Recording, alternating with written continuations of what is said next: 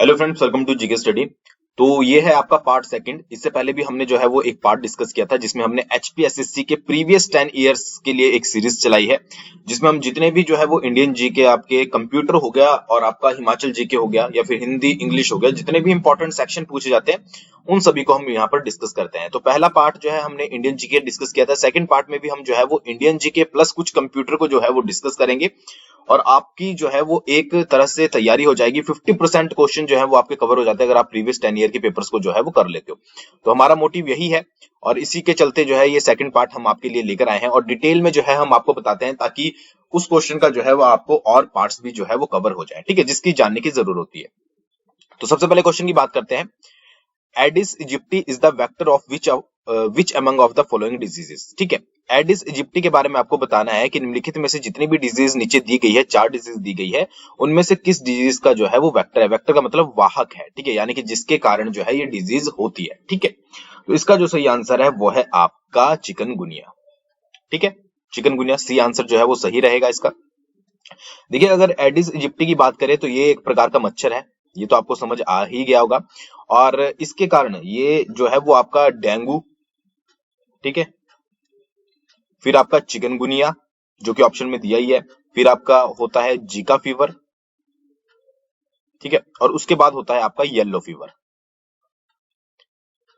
ठीक है, तो ये जितने भी 4 प्रकार के डिजीज हैं इन सभी का वेक्टर जो है वो आपका एडिस इजिप्टी माना जाता है। तो अगर आपसे कभी पूछ ले जाए कि जीका फीवर जो है उनमें ये मतलब कि इसका जो है वो वेक्टर कौन है, तो वो होगा आपका एडिस इजिप्टी। डेंगू का भी एडिस इजिप्टी है, ठीक है, और उसके बाद चिकनगुनिया का तो आपके पास ऑप्शन आ ही गया है और येलो फीवर का भी जो है वो आपका एडिस इजिप्टी है। ठीक है, एड्स के बारे में आपको पता है किस तरीके से जो है वो आपका होता है। मलेरिया की अगर बात करें यहाँ पर, ठीक है, तो मलेरिया जो है वो आपका एनोफिलीन मॉस्किटो, इसका जो वेक्टर है वो है आपका एनोफिलीन मॉस्किटो, इसके द्वारा जो है ये फैलता है। ठीक है, वाहक है, मतलब एक तरह से आप ये समझ सकते हैं कि वाहक है। तो ये 3-4 आपको अच्छे से याद रखने हैं। ये भी डिजीज याद रखिएगा कि डेंगू, आपका चिकनगुनिया, जीका फीवर और आपका येलो फीवर ये होता है एडिस इजिप्टी के कारण, और जो आपका मलेरिया है वो होता है एनोफिलीन मॉस्किटो के कारण। ठीक है, ये चीजें याद रखिएगा। आगे बढ़ने से पहले, अगर अभी तक आपका 19 तारीख को एग्जाम है और अभी तक आपने टेस्ट सीरीज को ज्वाइन नहीं किया है जेईई की, तो डिस्क्रिप्शन में मैंने परीक्षा ऐप का लिंक दिया है, वहां से जाकर आप टेस्ट सीरीज को ज्वाइन कर सकते हो। कूपन कोड यूज कीजिएगा जीके स्टडी 50, जिससे आपको डायरेक्टली 50% का डिस्काउंट जो है वो मिलेगा। ठीक है, अगले क्वेश्चन की बात करते हैं। एथलीट फूड कोज्ड बाय, ठीक है, एथलीट फूड जो है वो एक प्रकार की डिजीज है, ठीक है, तो ये जो है वो निम्नलिखित में से किसके कारण होती है। ठीक है, 4 आपके पास ऑप्शन दिए गए हैं। देखिए, एथलीट फूड जो है वो एक प्रकार का फंगल इन्फेक्शन माना जाता है, जो कि जैसे आपके पांव की उंगलियां होती है, पांव की उंगलियों के बीच में भी देखा जाता है। तो ये इसका जो सही आंसर होगा वो होगा आपका फंगस। ठीक है, ये ऑब्वियस सी बात है कि फंगस इन्फेक्शन है, तो आपका फंगस के कारण ही जो है वो ये होगा, याद रखिएगा।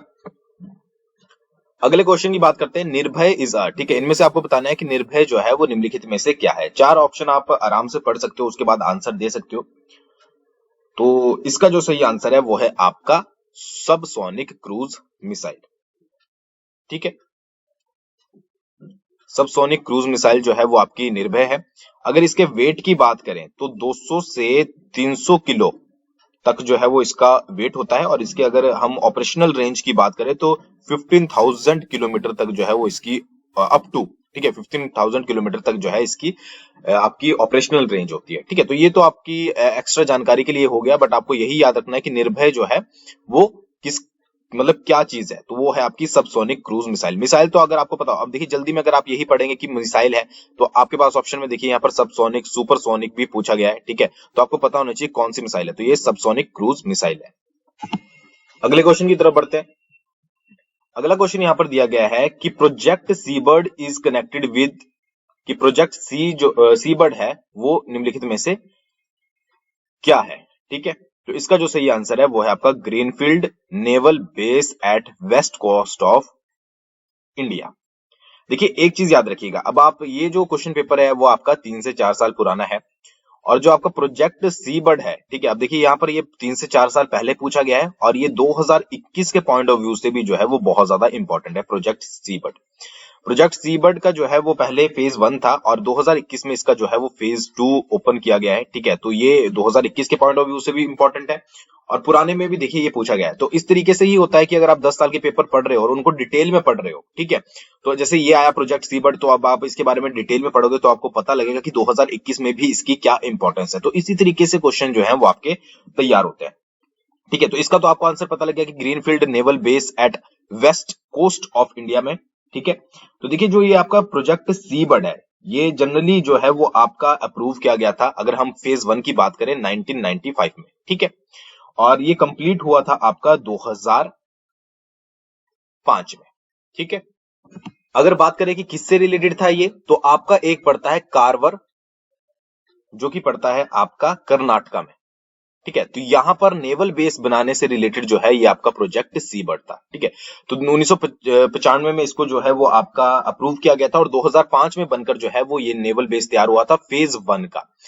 अब यहाँ पर जो है वो फेज 2 की अगर बात करें तो हाल ही में ही जो है वो आपका जून 2021 में डिफेंस मिनिस्टर ने कारवर जो आपका नेवल बेस है वहां पर जो है वो इंफ्रास्ट्रक्चर डेवलपमेंट जो फेज 2 के अंदर चला हुआ है इसका, ठीक है, उसको जो है वो विजिट किया था। ठीक है, और अप्रोक्स जो है वो 11,169 एकर्स का जो है वो ये टोटल प्रोजेक्ट है और 2025 तक जो है ये इंडिया का जो है वो सबसे बड़ा नेवल बेस जो है वो बनेगा। तो इसका भी काम चला हुआ है। एक फेज जो है वो इसका 2005 में बनकर तैयार हुआ था, दूसरा फेज इसका जो है वो अभी हाल ही में ही जो है विजिट किया था।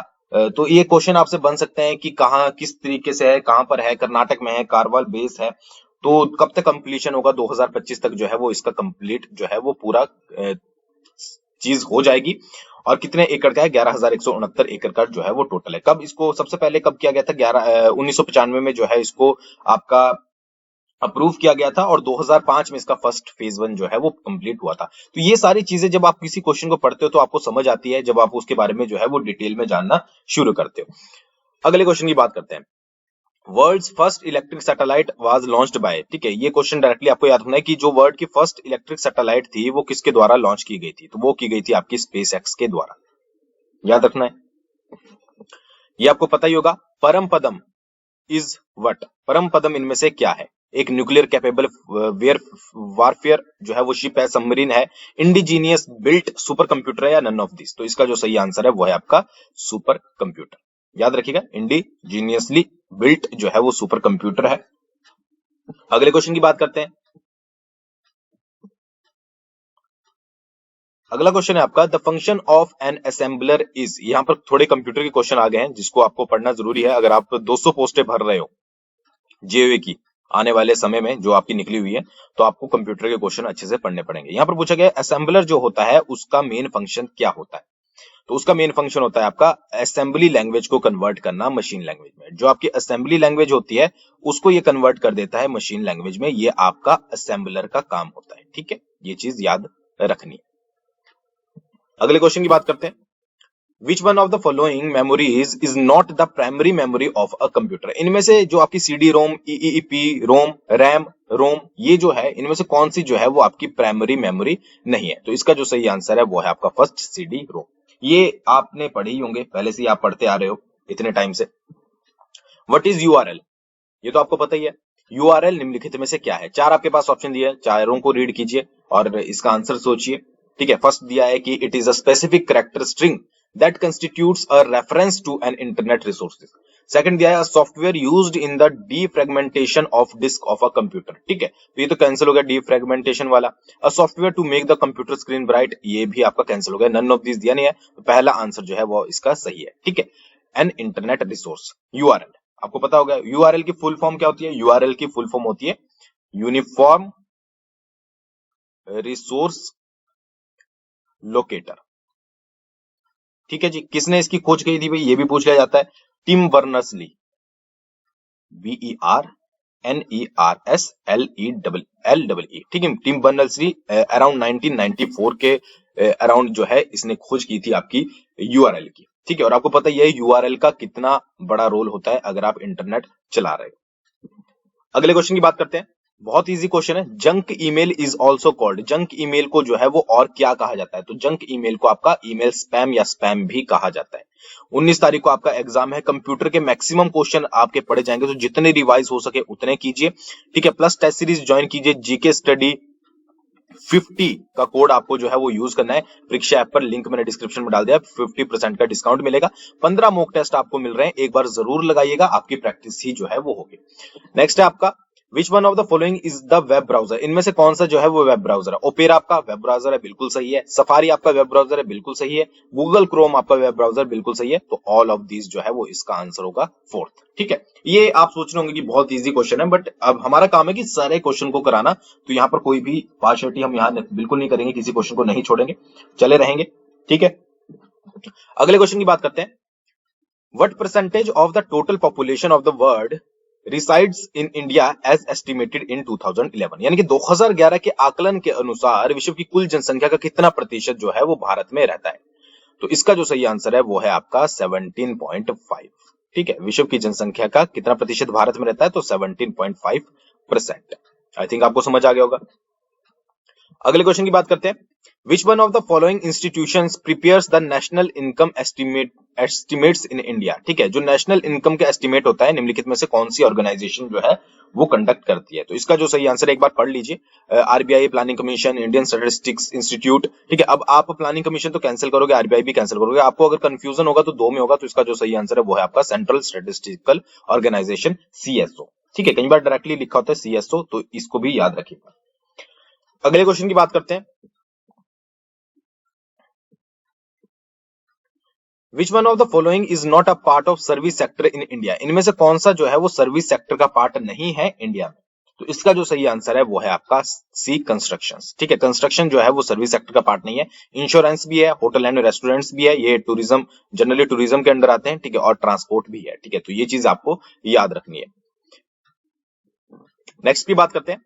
Among the following who are eligible to benefit from MNREGA, ठीक है। इनमें से कौन सा जो है वो बेनिफिशियल होगा मनरेगा के लिए, यानी कि उसके पास ये काबिलियत होनी जो है वो जरूरी है।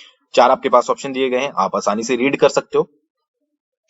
तो इसका जो सही आंसर है वो है आपका adult members of any house hold, ठीक है। कोई भी अगर एडल्ट मेंबर है किसी भी हाउस होल्ड का, तो वो मनरेगा के बेनिफिट जो है वो ले सकता है, किसी भी परिवार के वयस्क सदस्य, ठीक है, लाभ के योग्य है। अब अगर मनरेगा की बात करें, मनरेगा की फुल फॉर्म आपको पता ही होगी, ठीक है, Mahatma Gandhi National Rural Employment Guarantee Act, ठीक है, ये आपको पता ही होगी। तो ये एक्ट जो आया था ये 2005 में आया था, और इसको जो ये आपका लागू हुआ था वो 2006 में लागू हुआ था। तो कभी आपसे पूछा जाए कि मनरेगा की जो है वो शुरुआत कब की गई थी, तो 2006 में मनरेगा की शुरुआत की गई थी। वैसे ये पूछा नहीं जाता, बट आपको पता होना जरूरी है, ठीक है, क्योंकि कब क्या पूछ लें आप नहीं बता सकते। अगले क्वेश्चन की बात करते हैं। Antyodaya Anna Yojana was launched in the year, Antyodaya Anna Yojana जो थी वो किस वर्ष जो है वो लागू की गई थी? तो वो लागू की गई थी आपकी 2000 ईस्वी में, ठीक है, याद रखिएगा। अगले क्वेश्चन की बात करते हैं। Structural unemployment arises due to, जो आपकी ढांचागत बेरोजगारी होती है वो किस कारण उत्पन्न होती है? अब ये जो क्वेश्चन है ये थोड़ा आपका ट्रिकी है, क्योंकि इसमें जो है वो दो ऑप्शन आपको जनरली देखने को मिलते हैं, ठीक है। तो थर्ड और फोर्थ तो इसका आंसर नहीं है, ठीक है, बट इसका आंसर जो है वो सी है, भारी औद्योगिक झुकाव, यानी कि हैवी इंडस्ट्रीज बायस्ड। बट कई जगह पर आपको जो है वो इनएडिक्वेट प्रोडक्टिव कैपेसिटी भी जो है वो देखने को मिलेगा, ठीक है। अब हो सकता है कि इसके आंसर की मैं जो है वो दोनों आंसर को दिया हो, तो ये आप एक बार चेकआउट कर लीजिएगा। सी आंसर है, कई बार बी ए भी जो है वो यहाँ पर देखने को मिलता है। नेक्स्ट क्वेश्चन है, द प्रोजेक्ट संकल्प is associated with the elimination of, ये प्रोजेक्ट संकल्प जो है ये दोबारा से रिपीट हुआ था एक बार क्वेश्चन, अगर आपको याद होगा, ठीक है। तो संकल्प परियोजना जो है वो किसके उन्मूलन से संबंधित है? तो संकल्प परियोजना है आपके HIV एड्स से संबंधित, ठीक है। तो ये कुछ क्वेश्चन थे, आई होप आपको समझ आए होंगे, ठीक है। कुछ क्वेश्चन हमने डिस्कस किए हैं। वीडियो पसंद आई तो जरूर लाइक कीजिएगा, और कुछ कमी हो तो जरूर कमेंट करके बताइएगा, ताकि हम आगे जो है वो जल्द से जल्द आपके लिए वीडियो लेकर आ सके। थैंक्स फॉर वॉचिंग, बहुत जल्दी मिलेंगे नेक्स्ट वीडियो के साथ।